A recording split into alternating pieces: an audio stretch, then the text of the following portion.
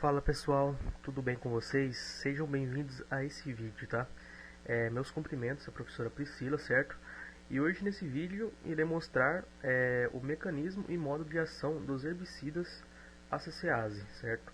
Bom, disciplina Plantas Daninhas, docente Priscila Gonzalez Figueiredo e discente, no caso foi feito só por mim, né? Vinícius Magno da Silva Balheiro.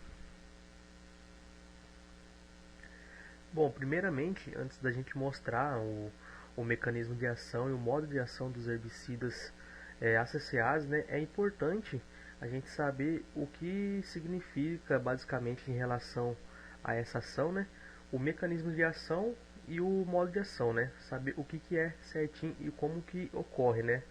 Bom, basicamente o mecanismo de ação descreve o impacto do herbicida no processo bioquímico-chave, né, que é a alocação de ação primária, responsável por seus efeitos no crescimento das plantas.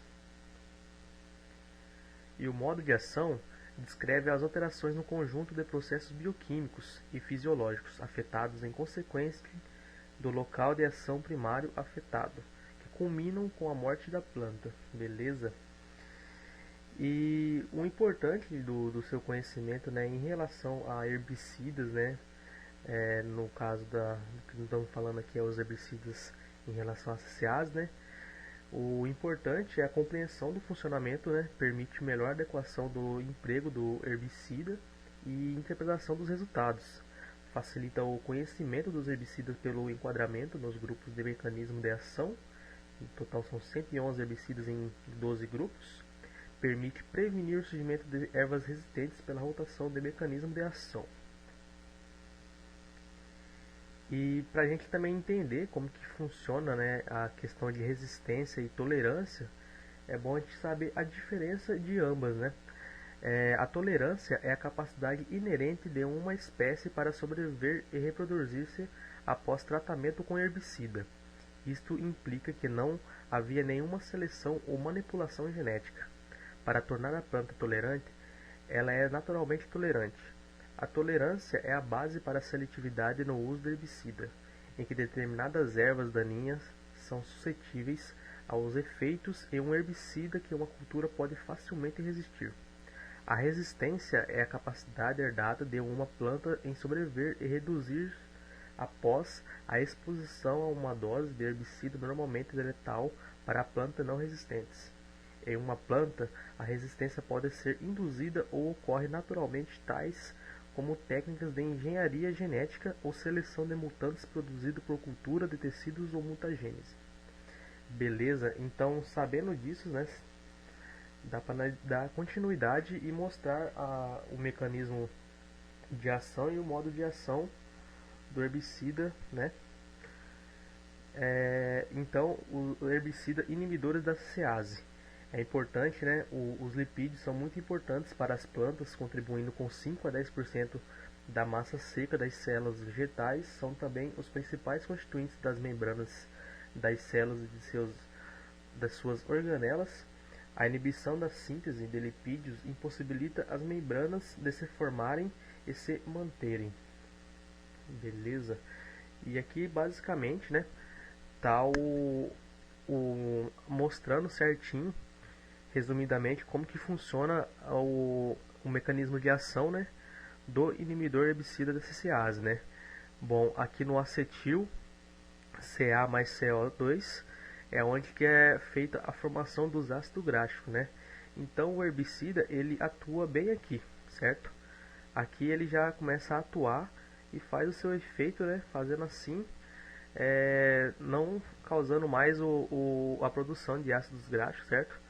Então, basicamente, o mecanismo de ação dos inibidores, né, herbicidas da CCase, ele atua aqui, certo? Bom, agora vamos falar um pouco sobre como que funciona a parte da absorção, né, da planta em questão dos herbicidas inibidores da CCase. Esses produtos são rapidamente absorvidos pelas folhas, translocação apoxiplástica, ou seja, tanto pelo xilema quanto pelo floema. Por isso são considerados sistêmicos, tá, galera? Possuem baixa ou nula atividade no solo, por isso não são utilizados em pré-emergência. São herbicidas classificados como sistêmicos, controlando gramíneas anuais e perenes, com tolerância variada entre as espécies. Então, basicamente, os herbicidas essenciais, né, são mais para as gramíneas, né, anuais e perenes. As doses utilizadas em pós-emergência são geralmente baixas, sendo o estágio mais suscetível das gramíneas, aquele compreendido entre 3 a 5 folhas. Como são absorvidos pelas folhas, requerem um uso de adjuvante. É importante consultar a bula de cada produto para ver o qual mais indicado em relação ao adjuvante, certo? Mundialmente, os herbicidas inibidores da CCase pertencem a 3 grupos químicos. Bom, agora eu vou estar mostrando cada grupo, né, os 3 grupos, a forma química dele e os produtos, né, os herbicidas que atuam em cada grupo químico, certo? Tem o grupo ariloxifenoxipropionatos, certo? Aqui está a composição química dele. E aqui os herbicidas desse grupo, né? Aí também tem os ciclohexanodionas, aqui a forma química e os herbicidas desse grupo, né? E por último tem o fenilpirazolinas ou pinoxidem, que é conhecida entre os dois, né? São a mesma coisa, aqui está a forma química dele também, certo? E aqui são os inibidores da CCase encontrados no Brasil, né? E os mais vendidos.